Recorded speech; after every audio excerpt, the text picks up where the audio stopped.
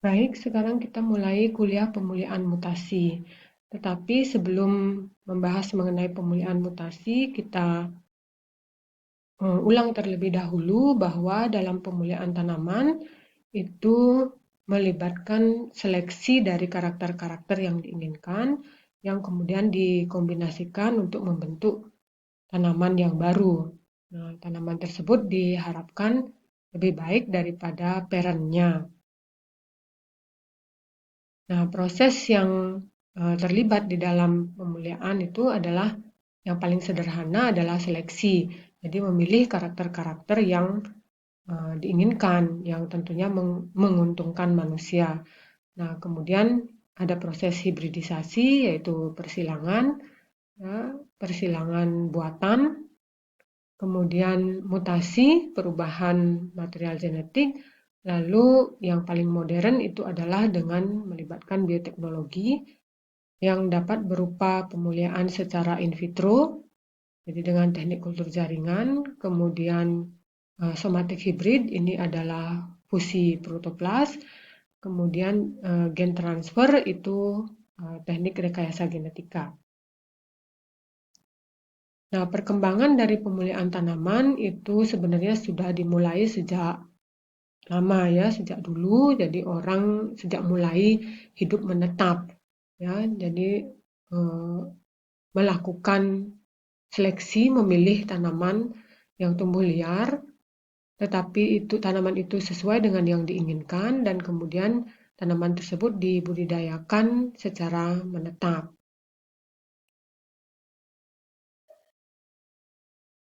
Nah, ini adalah perkembangannya. Ya, jadi dimulai dari seleksi tanaman untuk karakter yang diinginkan, yang awalnya sebenarnya itu tidak disadari sebagai proses pemuliaan. Yang penting adalah melakukan seleksi sesuai dengan karakter yang diinginkan.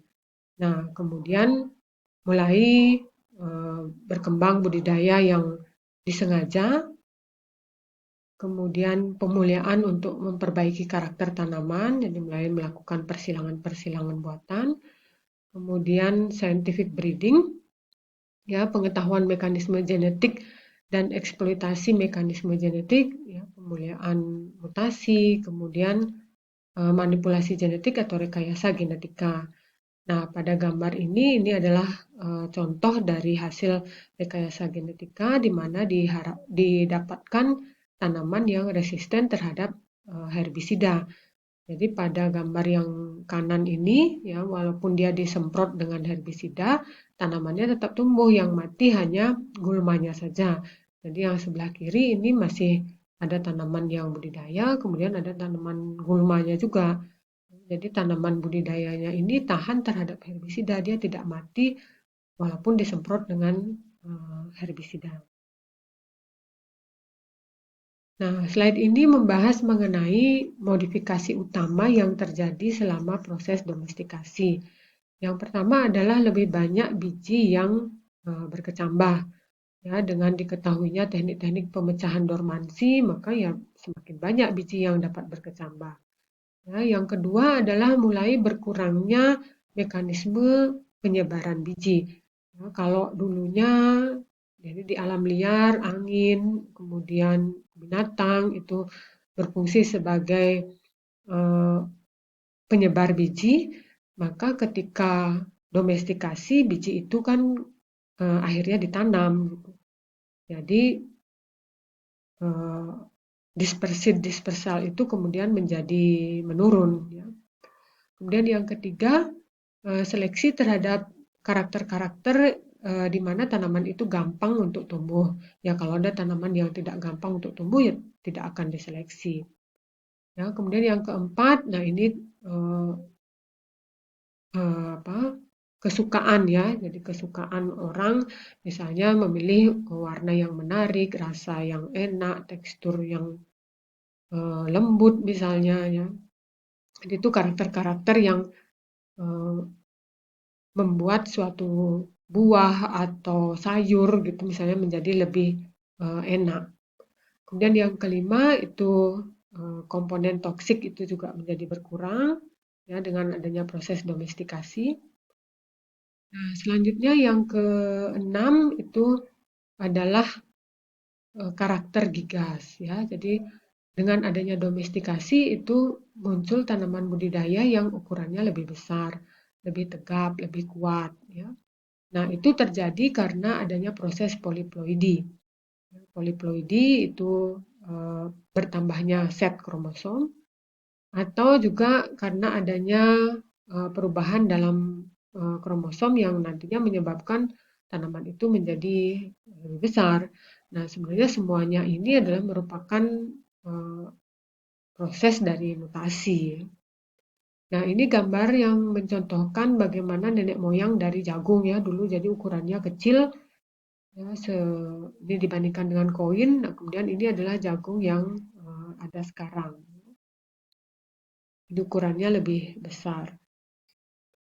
Nah, di dalam pemulihan tanaman itu atau di dalam domestikasi ya, itu terjadi kehilangan genetic diversity karena seperti tadi kita sudah bahas ada proses seleksi di sana. Jadi ada pemilihan, dipilih yang disukai-sukai saja gitu, sedangkan yang tidak disukai tidak dipilih.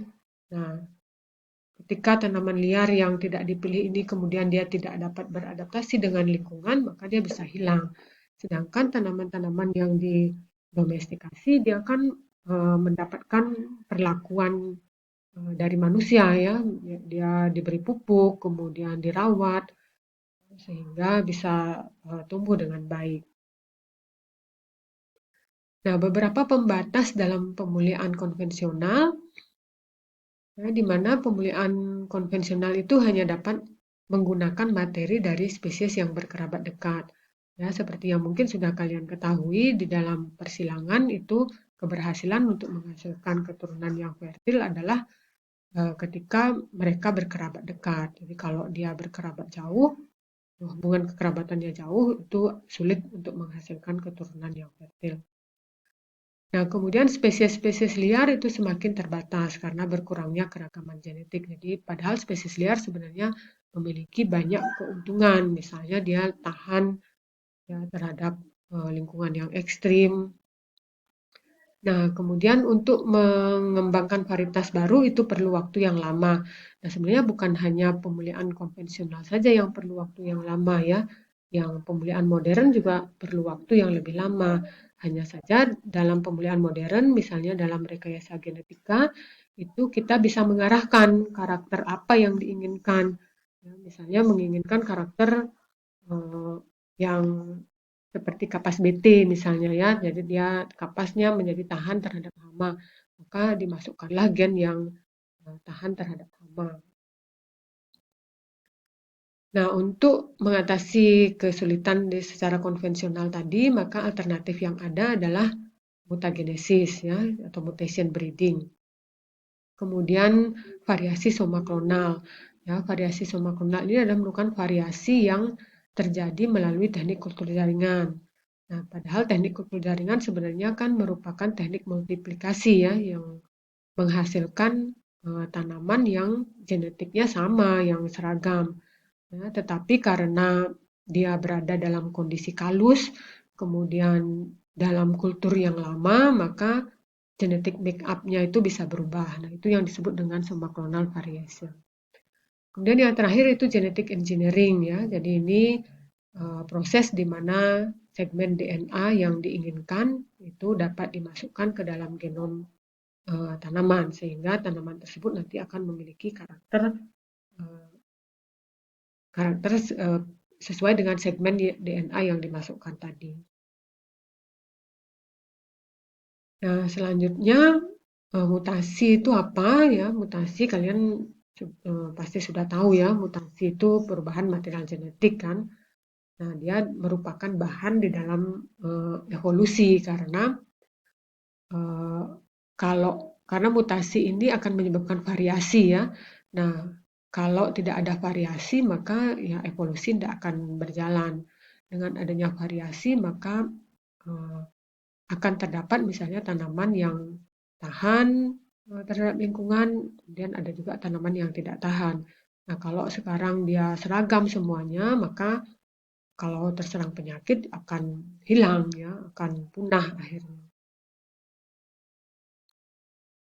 Nah, ini mengulang kembali struktur dari DNA. Jadi DNA terdiri dari fosfat, gula, kemudian basa ya. Basa DNA ada basa purin, adenin dan guanin, basa pirimidin, sitosin dan timin. Ini pengulangan saja.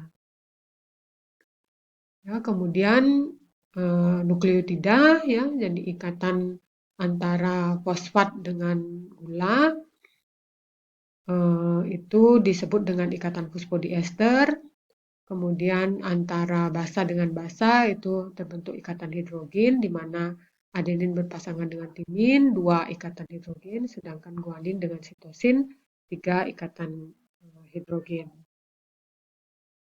Ya, ini proses dari replikasi DNA. Utas double helix itu mulai terbuka, kemudian terbentuk DNA yang baru, ya, utas DNA yang baru sehingga dihasilkan 2 DNA anak yang identik. Oke, sekarang kita masuk ke tipe-tipe dari mutasi ya. Nah, ada yang disebut sebagai point mutation atau mutasi titik, kemudian ada mutasi kromosom. Ya. Nah, mutasi titik itu adalah perubahan pada satu basa dari DNA. Nah, mutasi titik itu dibagi menjadi 2, ada transisi, ya, kemudian ada transversi. Transisi itu adalah kalau pirimidin diganti dengan pirimidin atau purin diganti dengan purin. Ya, transversi itu kalau purin diganti dengan pirimidin atau sebaliknya. Nah, contohnya seperti ini. Jadi kalau ini utas aslinya ya TAC, kemudian komplementernya ATG, ini adalah yang normal, jadi tanpa mengalami mutasi. Maka RNA yang dihasilkan adalah UAC ya. Jadi karena A tidak ada T pada RNA, maka dia akan menjadi U, kemudian T ini komplementernya adalah A, G ini adalah C. Nah, dia menyandikan tirosin ya. Jadi ini normal protein wild type. Sedangkan yang ini terjadi mutasi di mana C ya, jadi berubah menjadi T sehingga komplementernya jadi A. Nah, kemudian kodon pada mRNA itu menjadi UAU. Nah, UAU juga menyandikan tirosin karena ada kodon yang sinonim ya. Jadi yang dihasilkan adalah protein yang normal juga dan ini disebut dengan silent mutation. Kemudian yang ini dia menghasilkan stop kodon, jadi terjadi perubahan pada mRNA yang menghasilkan kodon akhir. Ya, sehingga protein yang dihasilkan menjadi tidak komplit dan ini disebut istilahnya sebagai nonsense mutation. Kemudian yang ini ya, menghasilkan mutasi yang menghasilkan perubahan asam amino. Jadi yang awalnya dia tirosin sekarang berubah menjadi asparagin.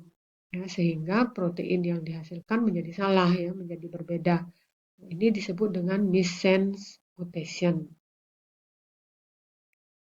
Ya, jadi tipe mutasi titik itu ada substitusi pasangan basa, tadi sudah ya, jadi pergantian satu pasang basa pada DNA oleh pasangan basa lain. Jadi ada transisi dan ada transversi. Nah, ini adalah tipe yang kedua yaitu insersi atau insersi dan delesi, biasanya disingkat sebagai indel ya, atau disebut juga fringe shift. Jadi pergeseran kerangka. Jadi ini misalnya, jadi ini adalah kodonnya ya, ACA, ATG, kemudian ini asam amino yang dihasilkan. Nah, kalau ada insersi di sini jadi masuk G di sini, maka terjadi perubahan jadi sistein, kemudian di sini leusin ya. Jadi ada perubahan asam amino yang dihasilkan sehingga proteinnya juga berubah. Demikian juga kalau terjadi delesi, jadi ada basa yang hilang, maka asam amino yang dihasilkan juga akan berubah. Nah, lalu kalau misalnya menghasilkan stop codon, ya maka akan berhenti sintesis dari proteinnya, ya. Jadi hanya akan stop dia.